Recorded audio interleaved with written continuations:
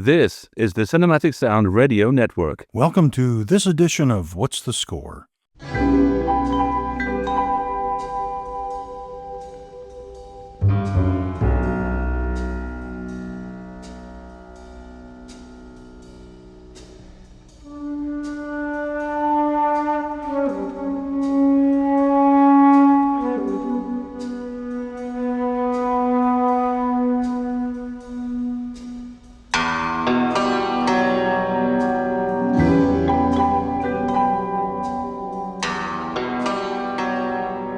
Recognize that music?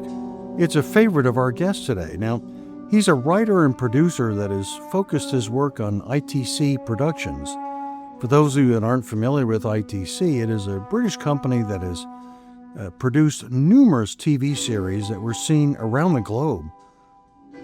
So Lou Grade, who oversaw productions like The Saint, The Persuaders, Danger Man, and many others. Now, our guest also produced a magazine about these various shows, as well as provided DVD commentaries when they were released on DVD. And he's currently hosting a podcast called ITC Entertains the World. What a great title, and how true that really is.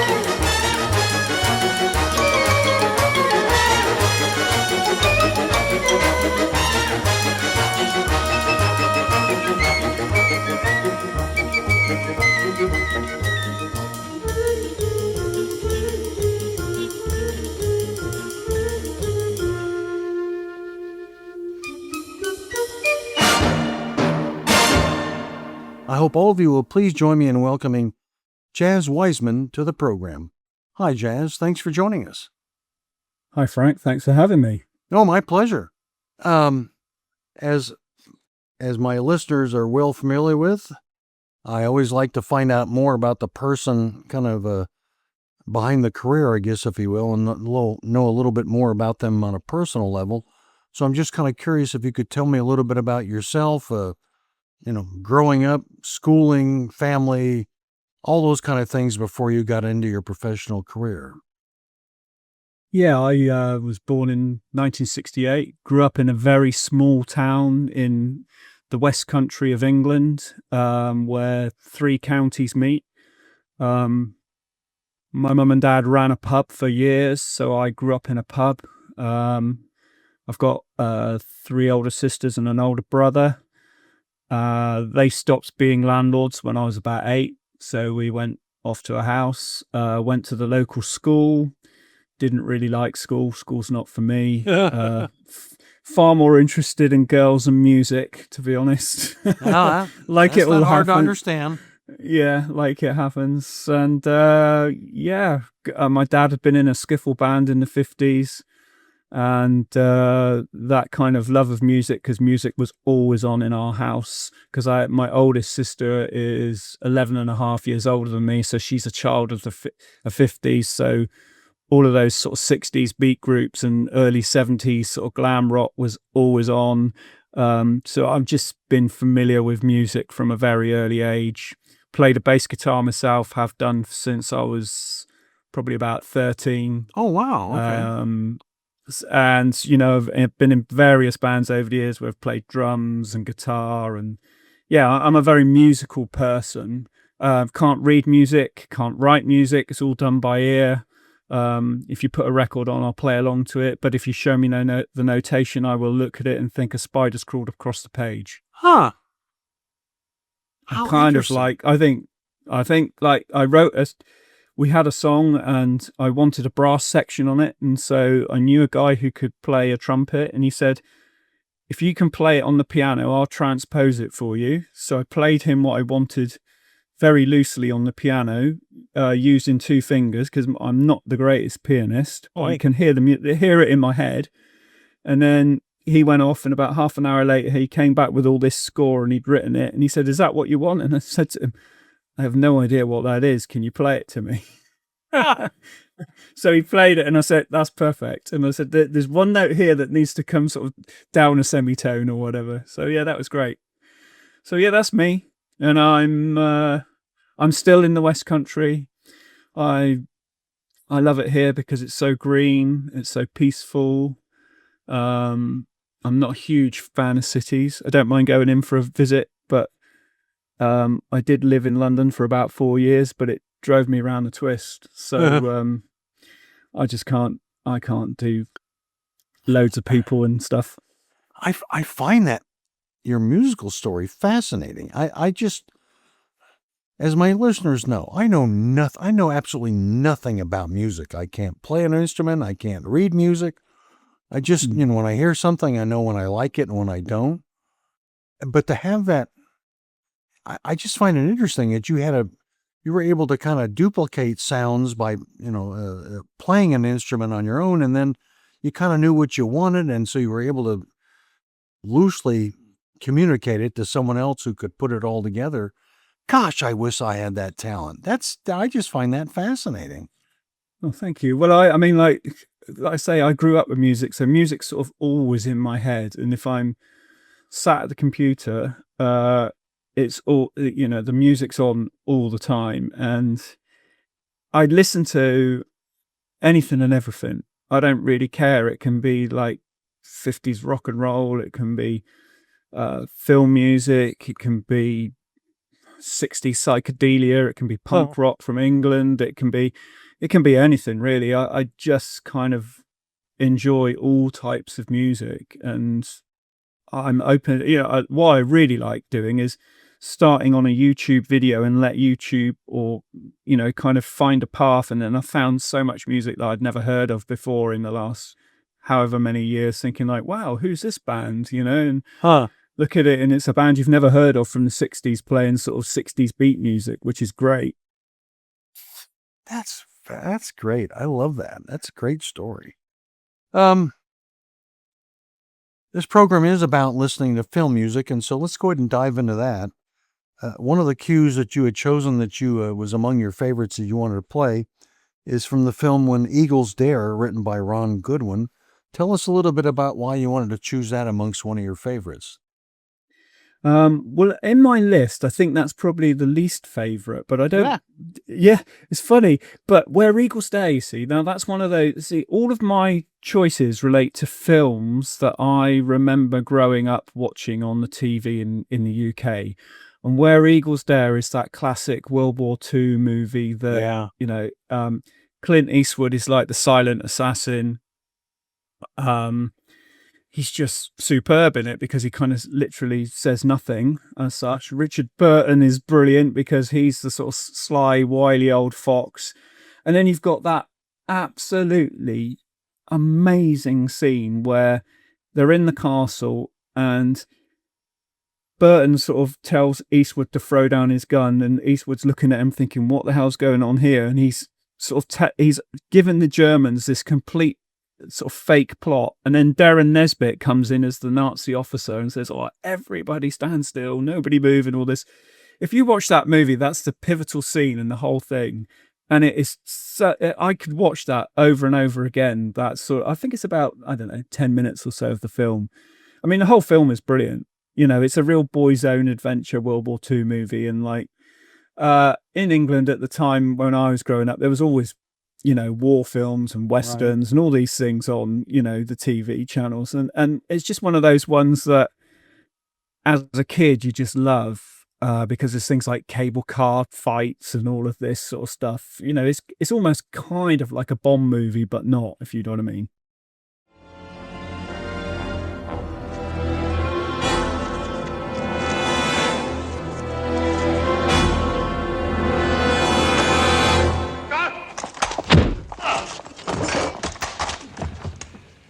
As you were, gentlemen. Let's relax.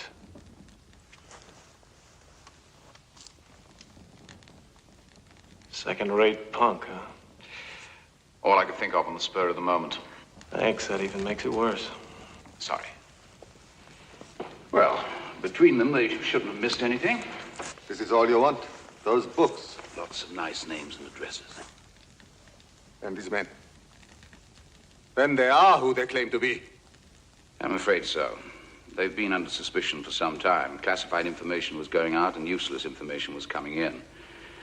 It took several weeks to pin it onto the departments controlled by those men. Well, we knew we couldn't prove it, and even if we could, what we really wanted was the names of their contacts. These names and addresses. So we thought this plan up. And Major Billner, Kesselring's chief of intelligence? That's perfectly true. He believes me to be one of his top agents in Italy. I've been feeding him useless, false, and out-of-date information for a couple of years.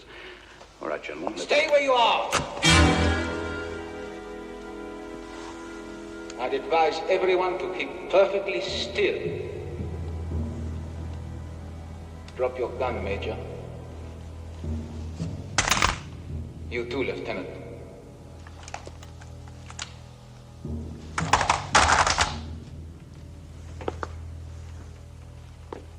There's a fireplace. Thank God you're here, Major. We were just about to go... Sit down, Colonel!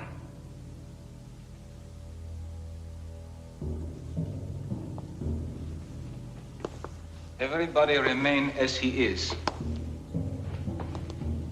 Until I find out what exactly is going on here. What do you mean? Well, surely you can see what's going on. Down, Colonel. It's perfectly simple, Major. The lieutenant and myself had just uncovered a plot to assassinate the Fuhrer. This is preposterous! Sit down. These people are all involved in a conspiracy to overthrow the Third Reich. In my pocket here, I have the names of all the conspirators.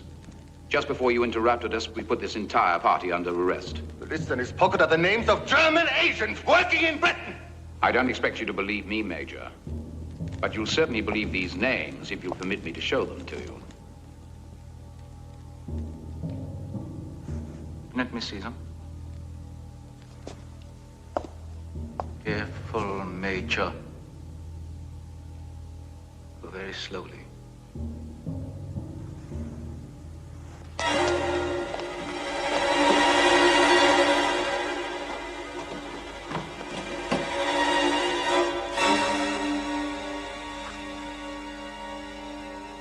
Bring some here.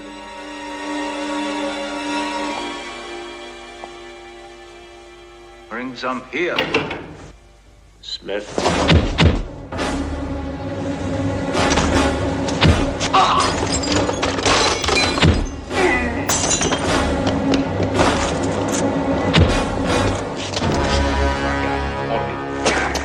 Stand over there.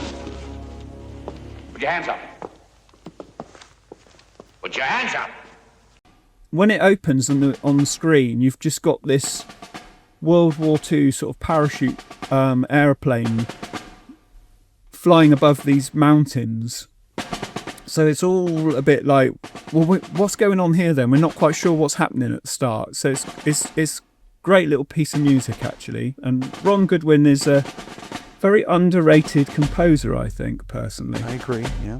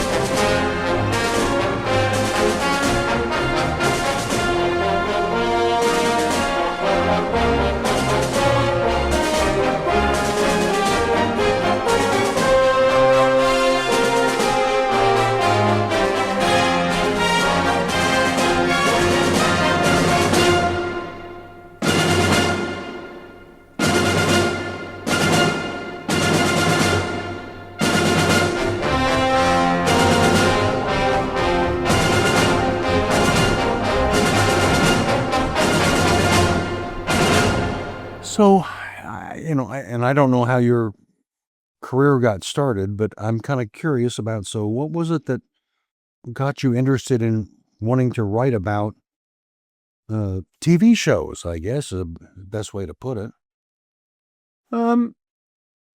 Well, in England, we grew up with only 3 channels. Yeah, well, And- same here, during the 60s at least, yeah.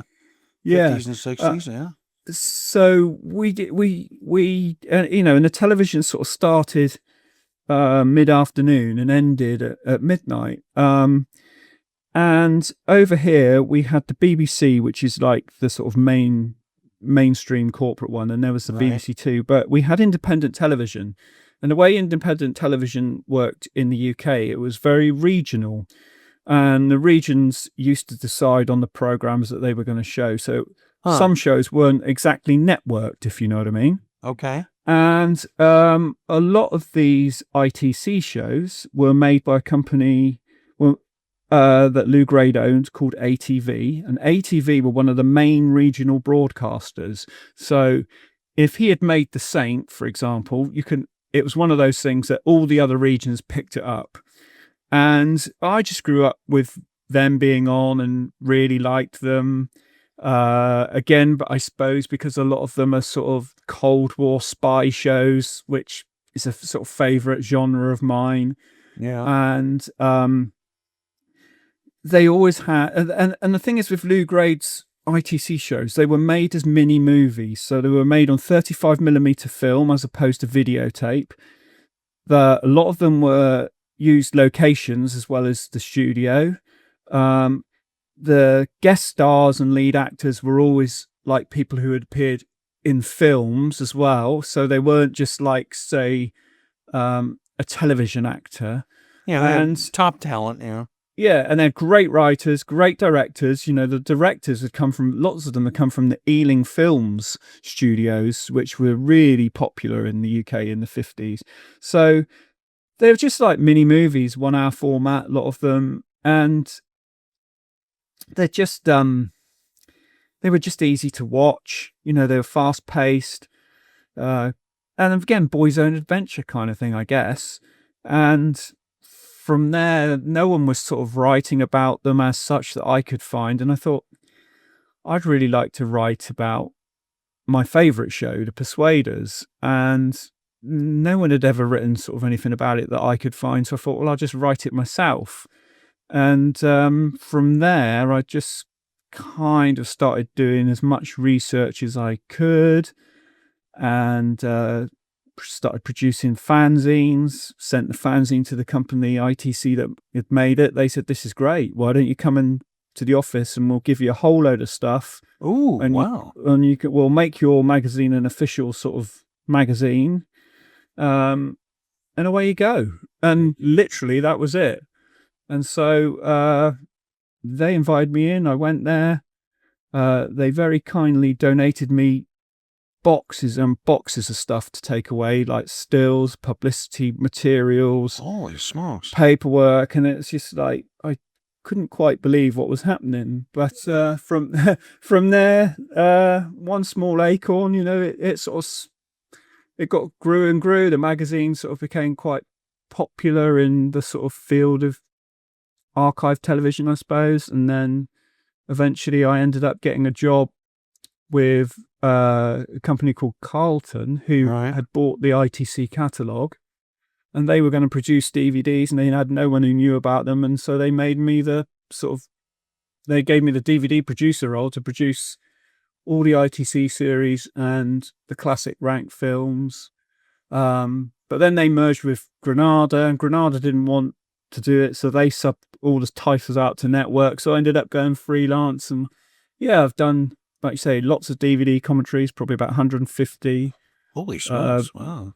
I've made special features like, interviews, all of these sorts of things. How lucky that must have been. I'm thinking about, I'm not an expert on this by any stretch, but and I think you probably are well aware of the fact that I'm probably a James Bond fan.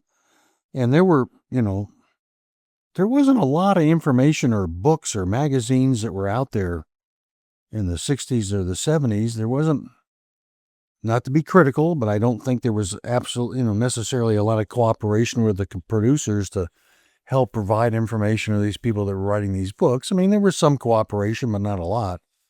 And I just find it absolutely fascinating. These people said with open arms, "Oh yeah, come on in. We'll give you boxes of stuff." I mean, what a great opportunity.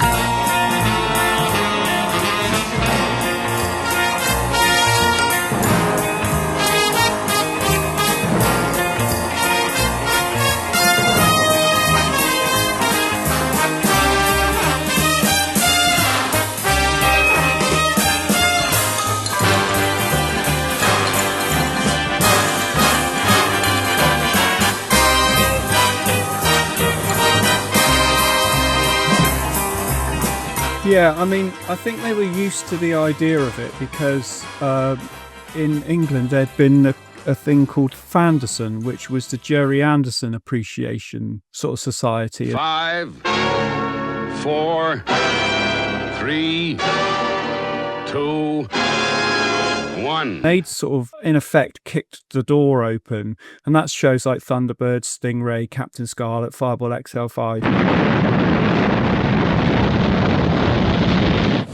Thunderbirds are go.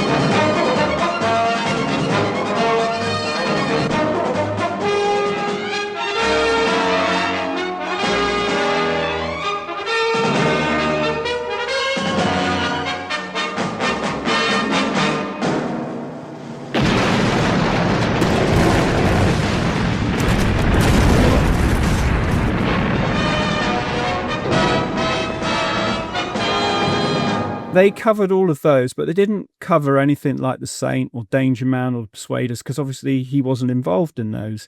But ITC had funded all those Jerry Anderson shows as well. So I think they got the idea that actually there's interest in their back catalogue, and the best people to write about it are the people who are particularly keen on researching them. And from there, basically, once I'd got in contact with them, I'd started to track down people who were involved in the productions. And, so for example, the producer of The Saint, The Persuaders, Return of the Saint and Gideon's Way was a chap called Bob Baker. Right. And I got to know him very well. And via him, he said, "Oh, well, you need to talk to this person and then you need to talk to that person." So once I'd sort of made contact with 2 or 3 of them, and there was suddenly this whole address book opened up, and everyone was saying, "Oh, this is Jazz. He writes about, say, The Saint and the Danger Man and Persuaders and all of this," and they say, "Oh, this chap is so and so, and he was the producer, or he was the cameraman, or he was the director." So I ended up building up a huge sort of address book of my own of people that I had interviewed and talked to, not only for the magazine, but for DVDs and lots of other things. So I just kind of was very lucky. And I think at the time I was also super keen to kind of do this. And having the bit between your teeth is one of the things I think they liked. They liked the fact that I'd done it off my own back. Yeah. And Understandable. Yeah. That sort of self-determination and drive, if you know what I mean. Yeah.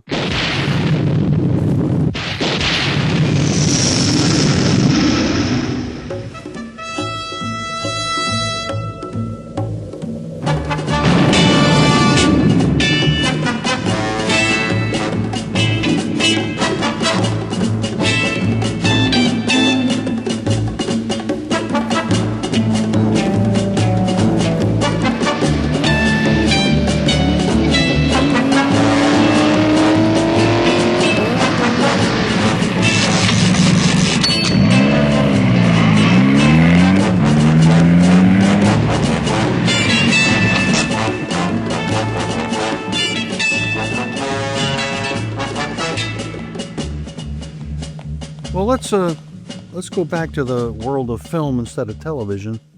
You chose a theme that I just love. The film I'm talking about is Ipcris File, written by composer John Barry. Tell us about why you wanted to choose that to be concluded today. I think that's the number one joint piece of music for me ever in terms of film scores or TV scores. Or John Barry is my all-time favorite film composer. It is very hard to decide on which tracks, but Ipcris for me is just sensational in terms of its musicality, especially the use of the cymbalom, which is the Russian sort of string instrument. Yeah. And when you hear that, it's kind of spine tingling.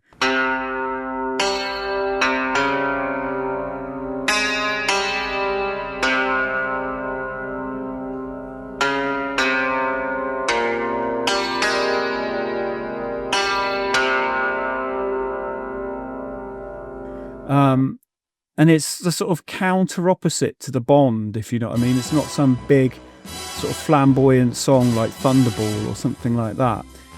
It's very sort of dark and mysterious. And the film itself, you know, I'm marrying obviously the music up to the images because I'm a very visual person. So when I hear this music, I can always see what's going on in my head, if you know what I mean. Oh, I do, And yeah. That film for me is just probably the best 60s Cold War film because it's so dark in places, and I love all the sort of mysterious kind of the camera angles aren't quite right, and all of that sort of slightly off kilter and offbeat stuff that was done really adds to the sort of suspense and drama and atmosphere of that film. And I like the fact that he's not James Bond, so he doesn't walk into the casino and everyone says, "Oh, that's James Bond" and all that. You know, he wears a sort of dirty Mac.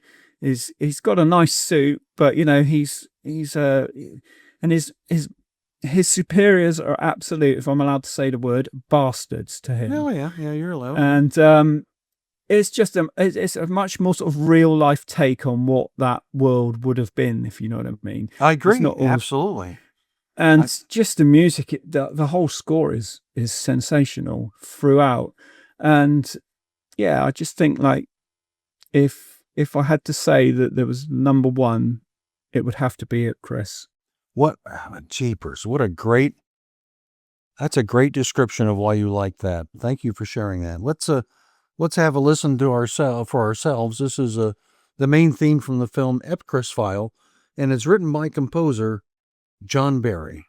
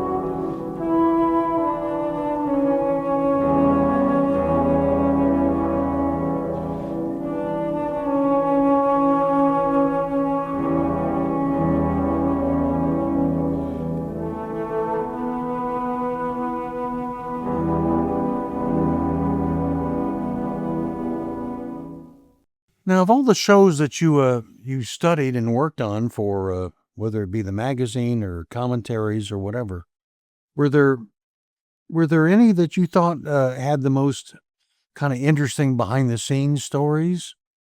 Does that make sense what I'm asking? Yeah.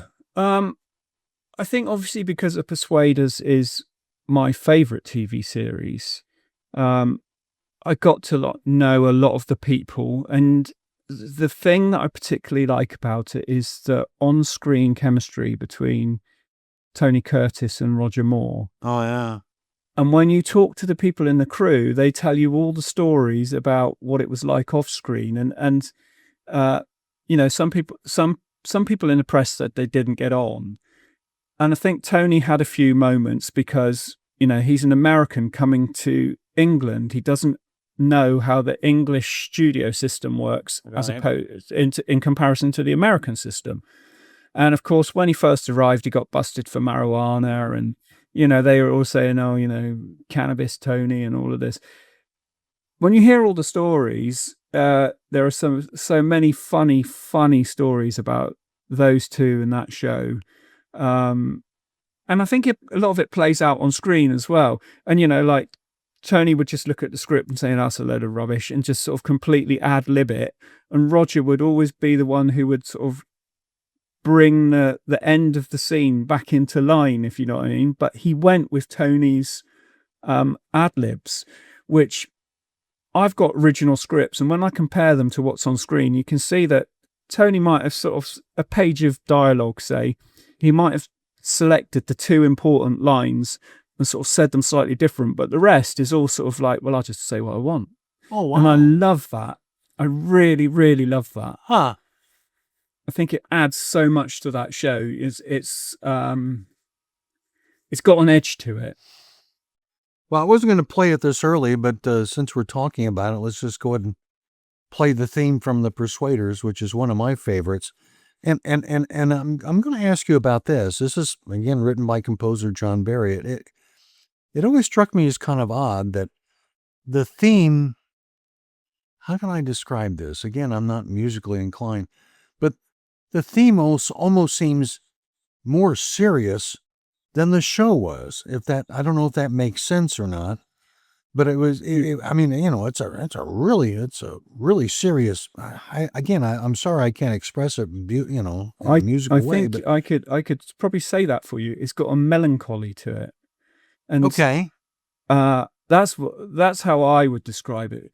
But it's also got, again, John Barry sort of going back to slightly Eastern European cymbalum style instruments, which gives it, I know, a little, like you say, it's slightly more serious theme to the actual program itself. But I like that sort of contrast. And of course, when it's matched to the titles, it's absolutely brilliant because, you know, you get this story of these two men growing up, you know, one in America, one in England, the difference in their backgrounds. And because you've just had that line given by the judge on the very first episode before you hear the theme, they're like nitro and glycerine. And if you mix them badly, they could blow your head off, kind of thing. And when that's theme comes in and you see those visuals, you're like, wow, yeah, he's so right, you know. And of course, it's one of those themes that was actually a hit in the UK for John Barry, because John Barry had all these records come out and he didn't have like single hits, but that was on our music program, Top of the Pops. You know, it was a big hit.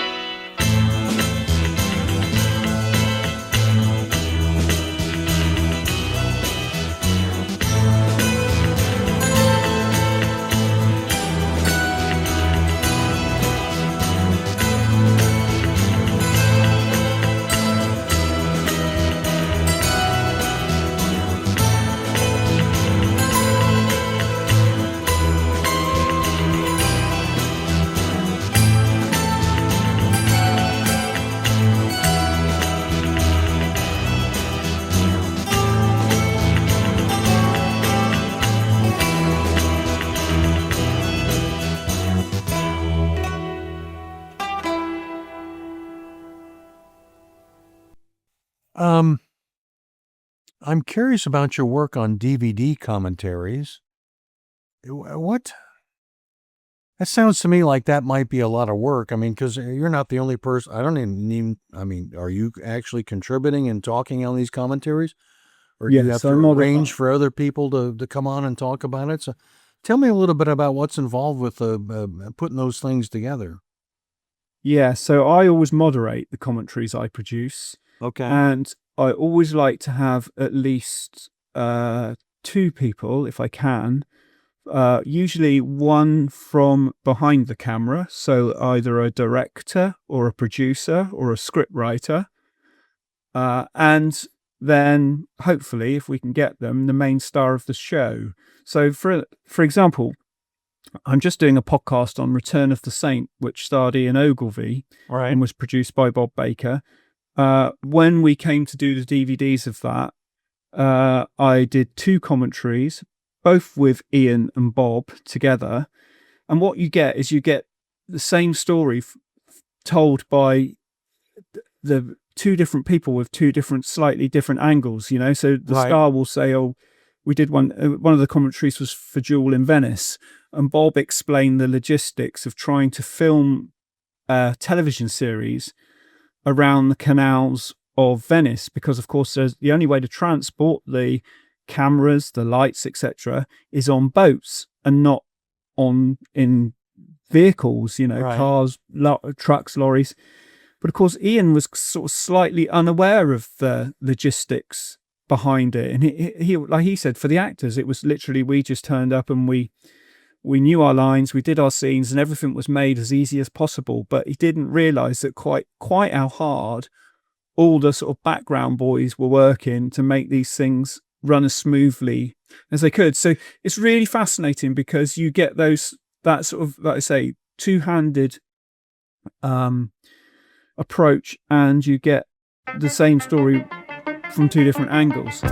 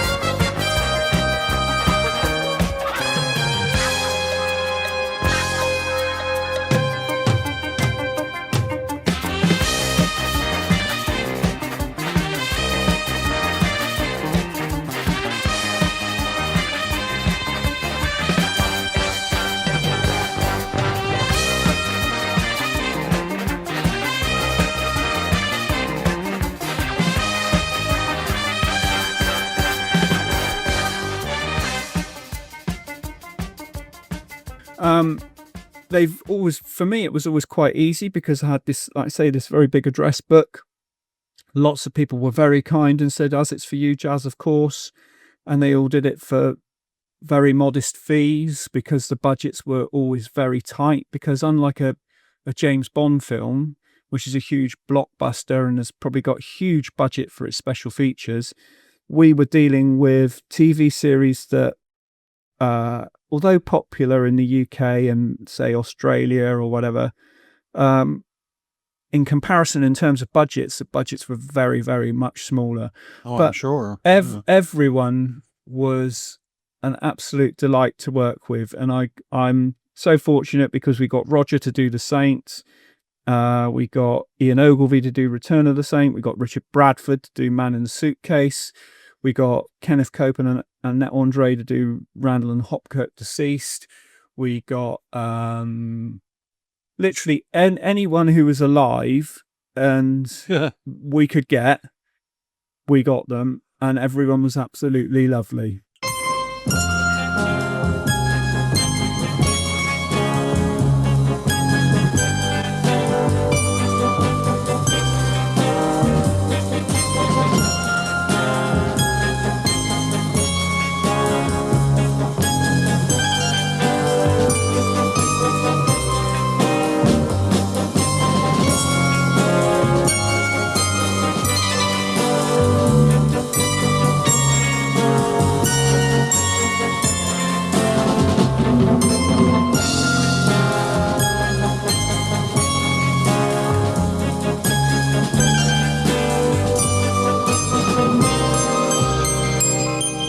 Yeah, it was a fascinating and lovely job to have, but of course now everyone is sort of streaming, and digital media is very difficult to. I mean, there is a market there, but it's a even much smaller market than it was back then. But we persevere and we try to keep these things alive. What I've got to ask, just because again I'm a fan. What was Roger Moore like? Did you enjoy that conversation with him? Well, I was very fortunate because I got to know Roger quite well over the years. So when it came to do the commentary, I'd already met him a few times, and he knew who I was. And he was such fun in real life. He was an absolute A1 gent. He really, really nice man. Really funny. Very kind. He really was what you imagine him to be like. And we'd often, I say often, I think we had Roger 3 or 4 times, but every time we'd stop and go to lunch, and we'd always have the funniest time over lunch because he would regale us with stories of, all these people that he worked with. And I would never repeat them because, he told us them in sort of, no, I'm sure, in the privacy of just being there and the confidence with him. I understand. But it was absolutely, amazing because he was a great storyteller as well. That's what people seem to forget. He not only was, he often put himself down as an actor, but I think actually he was a good actor. I agree. And but as a storyteller, he was hilarious. His comic timing was brilliant, and his sort of descriptions of funny little incidents. He should have done an audiobook of Roger just telling funny stories, because everyone would have been in stitches. And a lot of people don't realize he was a great artist as well. Cartoonist, I guess, basically. Yes. He had a brilliant ability to literally draw a sort of cartoony style sketch caricature of someone in literally seconds, and it'd be so good. Are you one of a large family? If being an only child is being part of a large family. No, it's not. I am. Yes. No, I'm an only child. Yes. What were you good at school? Actually, I was very good at school at looking as though I was listening. I suppose it's the reason I became an actor. I was able to daydream and always look as though I were listening. Meanwhile, I was thinking about getting out of school early to go swimming.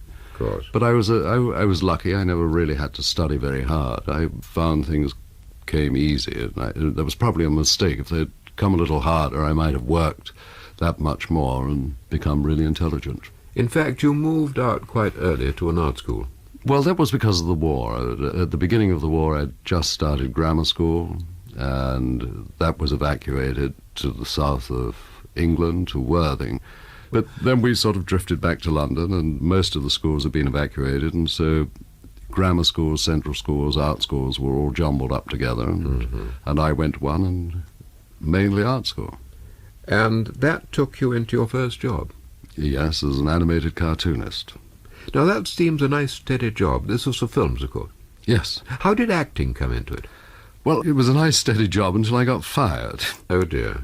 And then some friends who were ex-servicemen who had been invalided out, were working on the crowd of a film called Caesar and Cleopatra, not the Elizabeth Taylor one. Yeah, it was Vivian Leigh and Claude Rains and Stuart Granger. The production went on for years, I remember. It did. It went on a long time. Not for me. It went on for one day because I was asked if I wanted to be an actor. Mm-hmm. And I naturally said yes, rushed home and said to my mother, I'm going to become Stuart Granger. And Brian Desmond Hurst, who was the co-director with Gabriel Pascal, met with my father and said, I think, he should maybe go to RADA, which I did.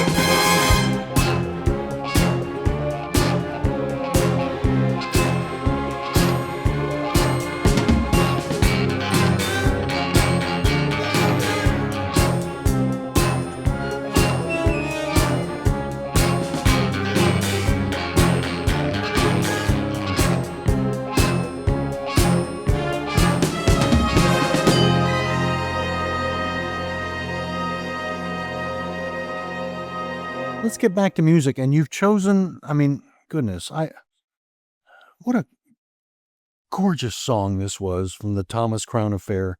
The song is Windmills of Your Mind.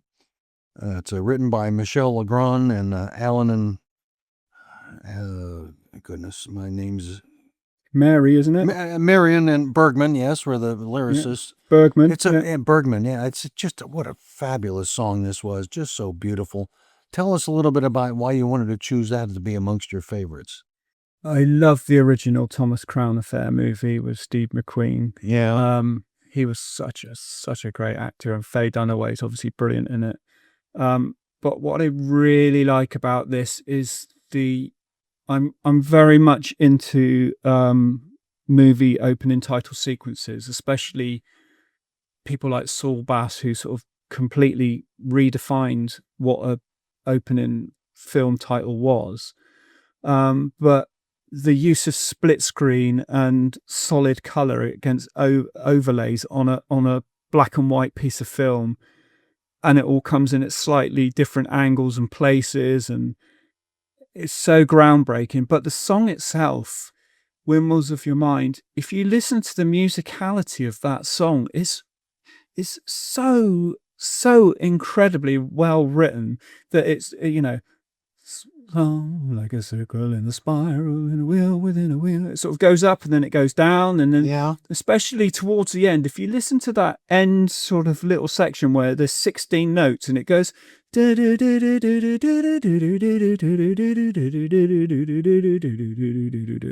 like if you I can't, I say the notation I wouldn't understand, but if you play that on a say like an acoustic guitar and you listen to how it's you work out how it's played, it's a phenomenal piece of musicality. Yes. And I love the words. I mean, brilliant lyrics. And Noel Harrison, I mean, he was an actor, really, not he'd obviously been known, I suppose, in the States for being in The Girl from U.N.C.L.E. But he wasn't, as far as I know, a singer up until this point. And then I don't think so. Yeah. He delivers the song in such a beautiful way. He's not over singing it in a great sort of Tom Jones sort of style. It's a sort of gentle song that is perfect for someone like that. And you wouldn't know by listening to him singing that as such he was an actor, not a singer, when clearly he could do both. So yeah, it's that again. I say all of mine are matching to visuals. Those opening titles, wow! I mean, if you haven't seen that opening title sequence, please just give it a go, because it's like 60s at its peak. I agree. That's a great example. Yep. Great. It's perfection.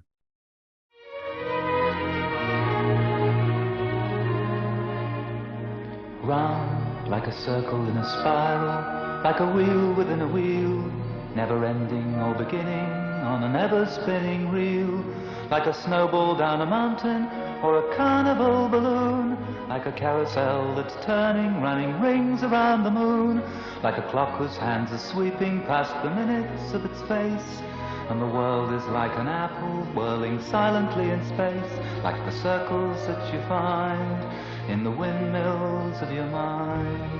A tunnel that you follow to a tunnel of its own, down a hollow to a cavern where the sun has never shone, like a door that keeps revolving in a half-forgotten dream, or the ripples from a pebble someone tosses in a stream, like a clock whose hands are sweeping past the minutes of its face, and the world is like an apple whirling silently in space, like the circles that you find in the windmills of your mind. Keys that jingle in your pocket, words that jangle in your head. Why did summer go so quickly? Was it something that you said? Lovers walk along a shore and leave their footprints in the sand. Is the sound of distant drumming just the fingers of your hand? Pictures hanging in a hallway and the fragment of a song. Half-remembered names and faces, but to whom do they belong? When you knew that it was over, you were suddenly aware that the autumn leaves were turning to the color of her hair. a circle in a spiral, a wheel within a wheel, never ending or beginning on an ever-spinning reel, as the images unwind, like the circles that you find in the windmills of your mind.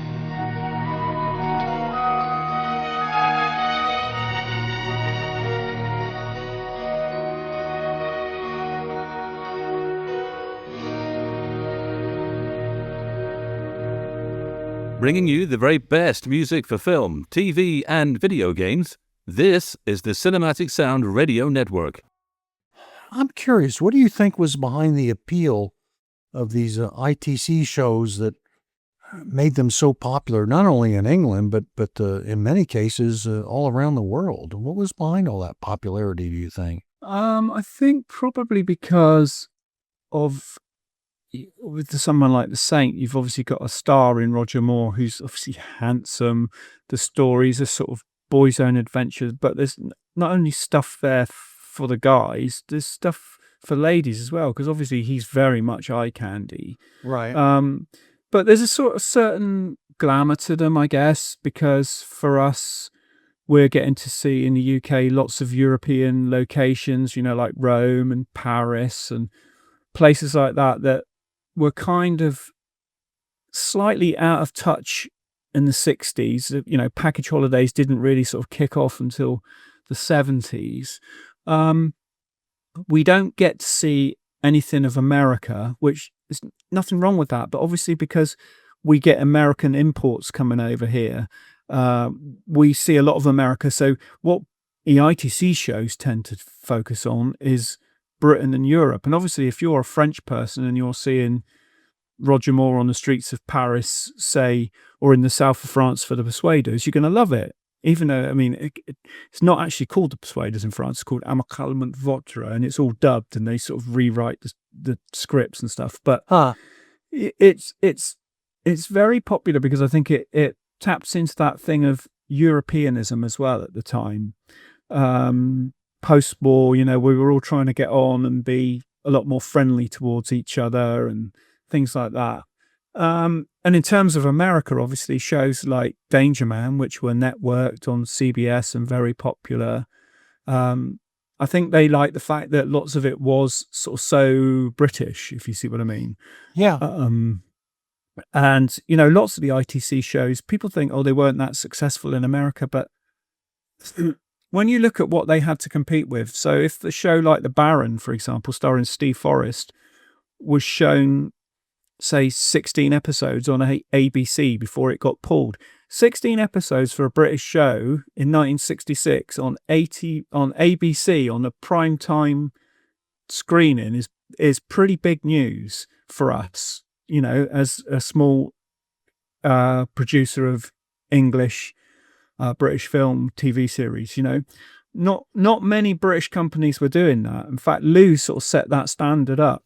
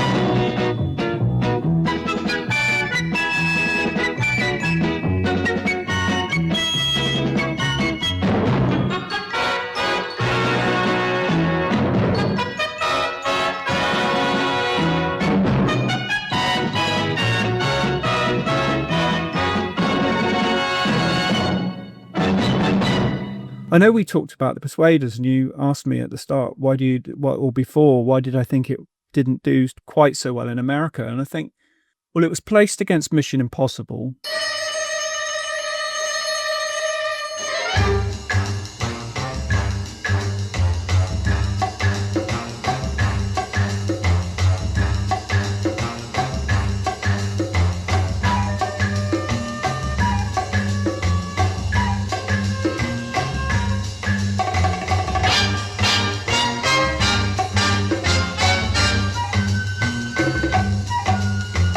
Which had been running for a number of years. And of course, if you already know the format of the show you like, why would you switch over to try something else? But also, I think in terms of its kind of, it was kind of a bit like a comedy action adventure. And I think it was probably a little bit too early for the American audience, because if you think about it, about 10 years later, you had something like Moonlighting, which was slightly sort of similar in its sort of setup in terms of comedy action adventure, and that was massive in America. I mean, it was massive over here, but I know it was massive in America. So I think it was probably slightly ahead of the curve, and maybe it, like I say, it placed against Mission Impossible is never going to do any good, is it? Yeah.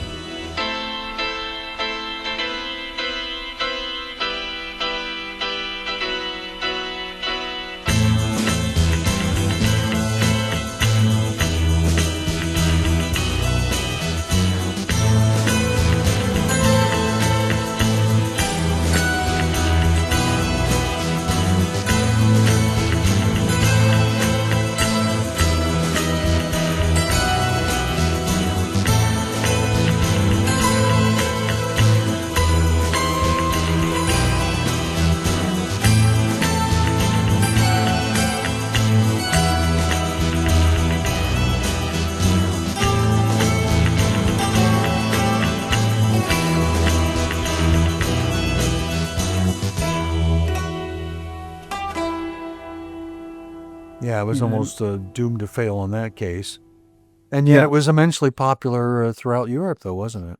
Yeah, I mean, every other country in the world. I mean, it was massive in Australia, which is traditionally where the first screenings are, but they're not shown in Britain first because Australia seemed to be a little bit ahead in its sort of scheduling. So they would be like a month ahead of us. And it was huge there. I mean, it was huge all over the world. I mean, I've written a book on the memorabilia of the show, and the memorabilia and, merchandise is all over the world, like from Argentina to Mexico to Canada, even the US, and then Thailand, Japan, Australia. Every sort of country in Europe was producing paperbacks or comics or whatever. The terms of product related to that show is astronomical, but is not like kind of necessarily what you'd think. Because when I remember I first started collecting Persuaders material, I met a chap at a sort of film collector's fair, and he said, "Oh, there's only a couple of paperbacks and a few things from that show." And I was thinking, like, well, I've already got them and a few bits more, so I'm not sure you quite know how much is out there. So there we go. Well, let's get back to the music for a moment. Another song that you chose. I have to admit, I'm not sure I know what film this is from. The song is called "On Days Like These," written by Quincy Jones and lyrics by Don Black. Where does this song appear, and tell me why you chose it to be included in today's program? "On Days Like These" comes from the film The Italian Job.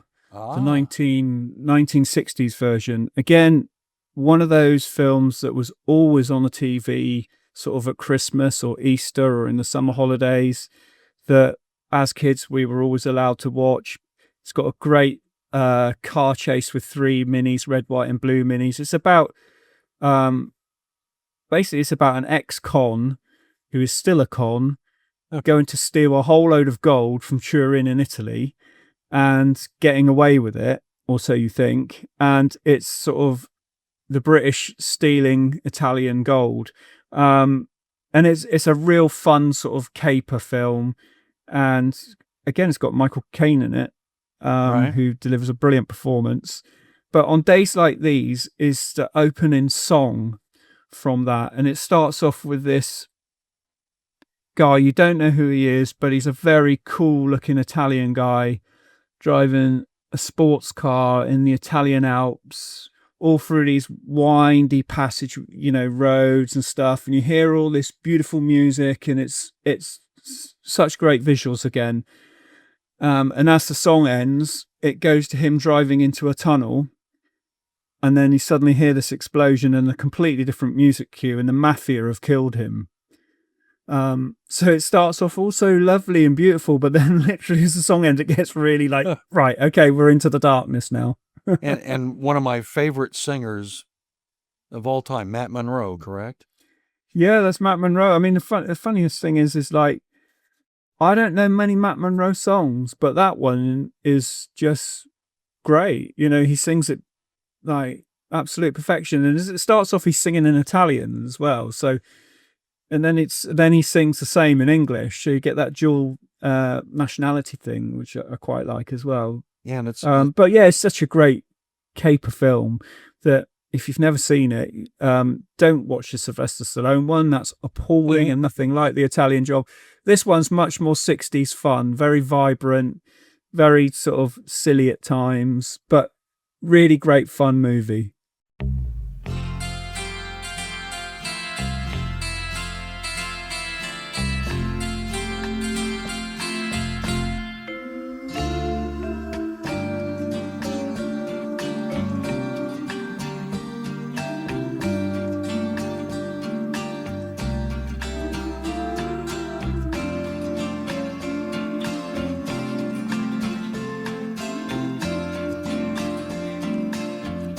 Questi giorni quando vieni il bel sole, la la la la la la la la. On days like these when skies are blue and fields are green, I look around and think about what might have been, and then I hear sweet music float around my head as I recall the many things we left unsaid. It's on days like these that I remember singing songs and drinking wine while your eyes played games with mine. On days like these, I wonder what became of you. Maybe today you're singing songs with someone new. I'd like to think you're walking by those willow trees, remembering the love we knew on days like these. It's on days like these that I remember singing songs and drinking wine while your eyes played games with mine. On days like these, I wonder what became of you. Maybe today you're singing songs with someone new. Questi giorni quando vieni il bel sole, la la la la la la la la la.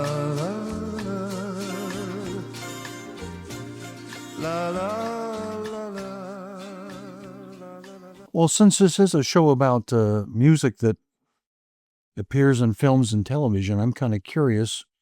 I mean, in some cases it might be obvious, but what are some of the composers that you really liked that worked on some of these television shows, in particular the ITC series? Well, Edwin Astley is the main composer for lots of them. I mean, if you know the Danger Man 1 hour series, you'll know his theme, High Wire. And I've got a choice later on with Edwin Astley, and it was very close between High Wire and another song, another theme. But yeah, he started off with ITC right back at the start and wrote the theme for the Adventures of Robin Hood. And he wrote the theme for the Saints, and he was a main contributor to lots and lots of those shows, Randall and Hopkirk, Department S. And then we get on to people like Ron Grainer, who did Man in a Suitcase, and The Prisoner. And you get a number of other people coming in, maybe just to do one. For example, Tony Hatch did the theme to The Champions, which for me is not quite the best theme because it doesn't quite give you that sort of 60s spy genre theme. It's a bit sort of bright and breezy and upbeat and sort of not giving us a sort of clue as to what we are going to expect. But yeah, Edwin Astley was kind of Mr. ITC really in terms of action adventure series music. Yeah. And the thing was, at the time they didn't release much of his music on record, but very fortunately, when Network acquired the DVD rights in the UK, they also acquired the rights to release all the soundtracks from these programs. Oh wow! On CD. So they released all of the music, not just the theme, but all the music cues from every episode, because ITC had this thing where if they were making an episode of 30 episodes, the first 10 would be scored individually and they'd build up a library, and then the remaining ones would be using those scores that they'd already recorded. Yeah. So we've got the music from Randall and Hopkirk, Man in the Suitcase, Department S, Danger Man the Half Hour, Danger Man the 1 hour, The Champions, Strange Report, Jason King, The Saint in Colour, The Protectors, The Zoo Gang, The Prisoner. There are some notable omissions, one being The Persuaders, because the audio master tapes have gone missing, and that's something I've been trying to find for probably 25 years, and I've followed so many leads and got down rabbit holes, and but we don't know where those cues are. And we need to find them because it would be an absolutely sensational soundtrack if that could be released. I'm trying to remember. Wasn't there one composer that did a lot of that work on The Persuaders? I can't remember his name right offhand, but yeah, there's a chap called Ken Thorne. That's who I was thinking of. Okay, yeah. Yeah, he did the majority of it, but David Lindup did do a couple. And interestingly enough, Stanley Black, he composed the music for a film called Crossplot, which starred Roger Moore, and was made immediately after The Saint by the Saint production team. And some of the music from Crossplot appears in The Persuaders, but is not credited to Stanley Black. So I wonder whether if they use those cues and then the cue music, the master tapes were sent back to, I'm trying to think who released that film. Was it United Artists? I think it was United Artists. And then maybe by mistake, The Persuaders music might have gone with it, but who knows? We don't know, but we've desperately got to try and find them. So if anyone knows anything where these music masters might be, please get in touch. Please, yeah, absolutely. Well, you were speaking of Edwin as a composer that was a favorite of yours. It's one of the things that you chose was the theme from Department S, a show I'm not familiar with, nor am I familiar with the music. So tell us a little bit about why you wanted to choose that today to play amongst your favorites. Okay, well, it was a toss-up between High Wire of Danger Man and the theme from Department S. But again, the visuals won over, because when you see Department S and you see the opening title sequence, the music and the very fast cutting of the titles sit together so well. Whereas with Danger Man, there wasn't actually a proper title sequence. The music played and it would be over a different piece of action each week. So you don't get that repetition, if you see what I mean, of something building up in your head of visually as well as musically. And it's such a rousing theme. It's proper 60s, bang, bang, bang, thump, thump, thump. Here we go. This is going to be really exciting piece of upbeat music and an upbeat TV series.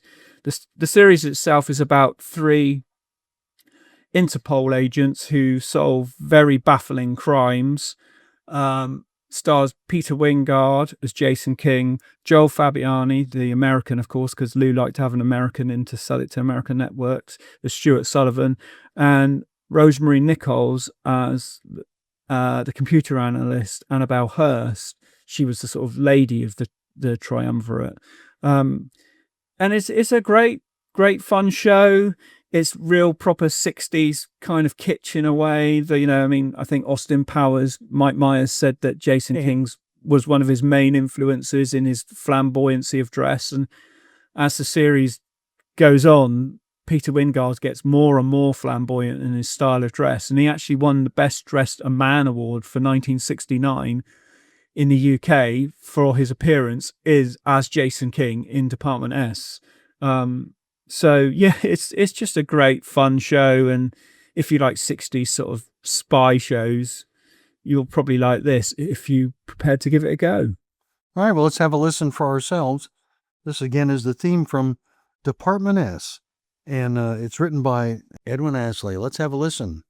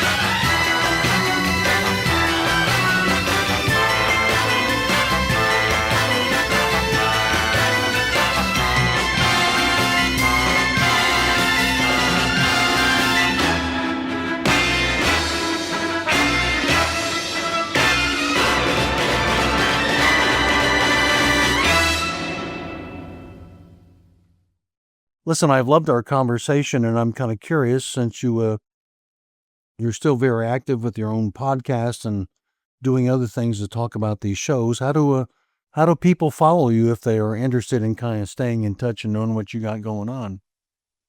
Okay, well, my podcast is called ITC Entertain the World. It's available on all podcast platforms like Apple Podcasts and that, but it's mainly the main site that hosts it is called Podbean.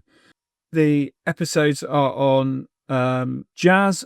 So to listen to it, you can type in ITC Entertain the World podcast into Google. It will come up. If you want a direct link, it's literally Jazz, Jaz, Wiseman, .podbean.com. And all the episodes are there. They're free to listen to. There's no sponsorship. There's no adverts. I don't believe in any of that. So you can listen to them for free without interruption. They're also available on YouTube. If you listen to podcasts on YouTube, again, just type in ITC Entertain the World, and there is the channel is called that. So they're all there. And yeah, please listen, please please share your comments. I do like feedback, and I do like talking to people about why they like these shows or why they like the podcast or whatever. Excellent. That's excellent. Listen, Jazz, I've really enjoyed our conversation. I've found it very enlightening and certainly about a topic that I've been kind of interested in because of some of the shows that you have followed and documented over the years. So I just want to thank you for taking the time to be with us today. I hope you've enjoyed it as much as I have. Yeah, thank you very much for having me. It's been a really interesting chat. With that, there's really not much more for me to say other than this, that my name is Frank R. Wilson. My time's up. I thank you for yours. Thanks for listening to What's the Score? Thank you for listening to the Cinematic Sound Radio Podcast.